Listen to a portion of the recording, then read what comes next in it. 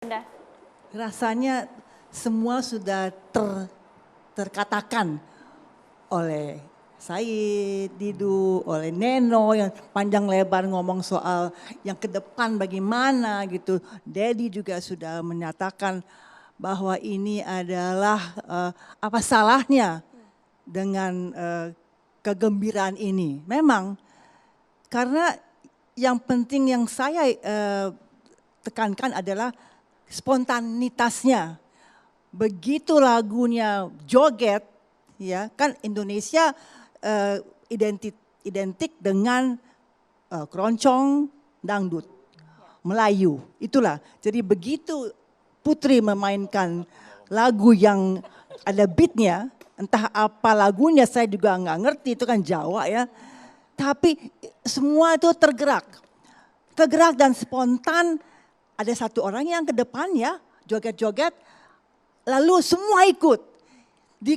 Ditangkap oleh kamera high angle, aduh, yang namanya apa Brebes Semili, saya sangat terharu.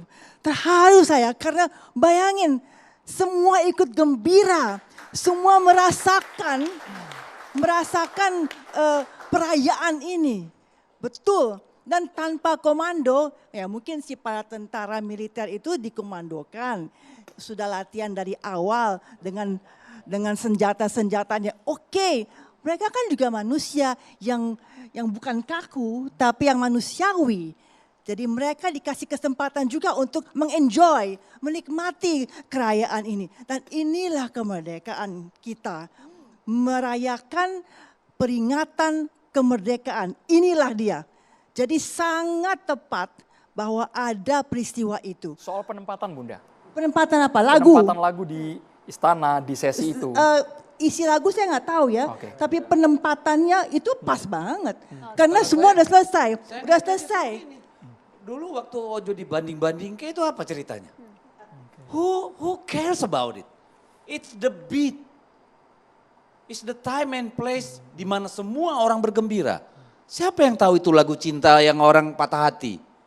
Siapa yang gak bergembira? Ternyata dipotong ya. Jadi tergantung kita sih mau melihat. Kita mau ini bawa ini lari kemana-mana atau just a simple thing. Let everybody have their fun. That's it.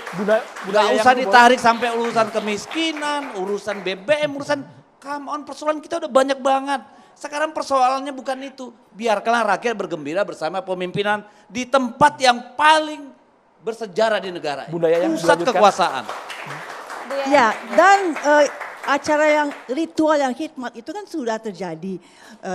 Penaikan bendera, pidato Menak yang bagus sekali itu pidatonya Menak itu yang mengajak kita untuk ingat akan keimanan. Itu penting sekali. Keimanan itu penting sekali. Dia ingatkan pada kita.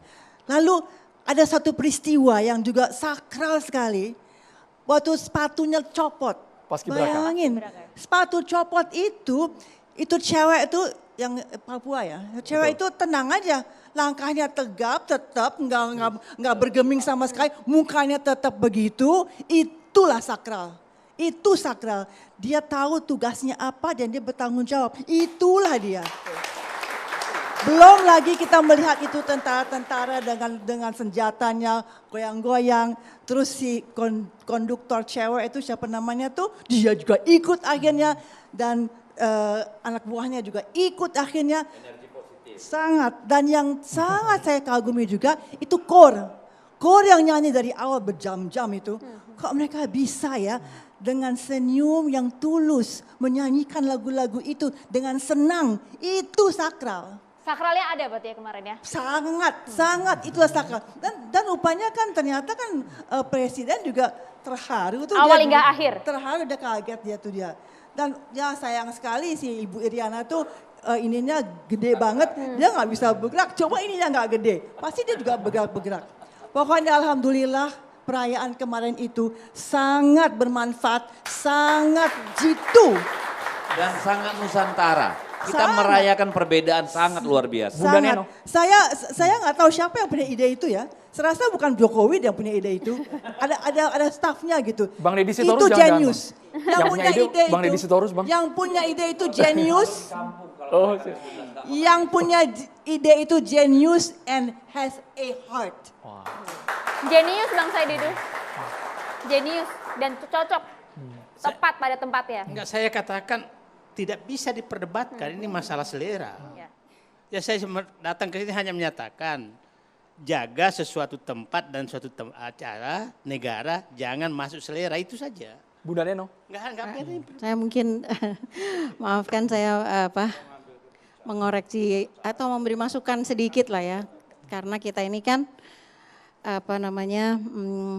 kalau misal udah yang penting adalah iramanya. Nggak penting itu kata-katanya, menurut saya juga kurang tepat juga. Karena kalau misalnya kita bilang Indonesia tanah airku, andaikan itu diganti. Misalkan Itu gitu. apple to apple Mbak Neno, mohon maaf. Enggak, misalnya Nggak bisa lagu- dimisalkan itu Mbak.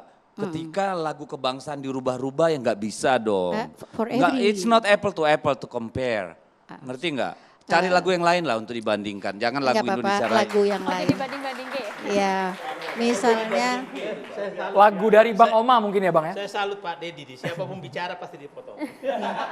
gini, karena kata itu meaning seeker, meaning maker. Kata itu membuat makna, kata itu memegang, bahkan kata itu bisa masuk mempengaruhi jiwa. Jadi pemimpin-pemimpin besar itu menggunakan kata-kata yang bisa menggugah jiwa manusia itu. Jadi kata itu penting gitu.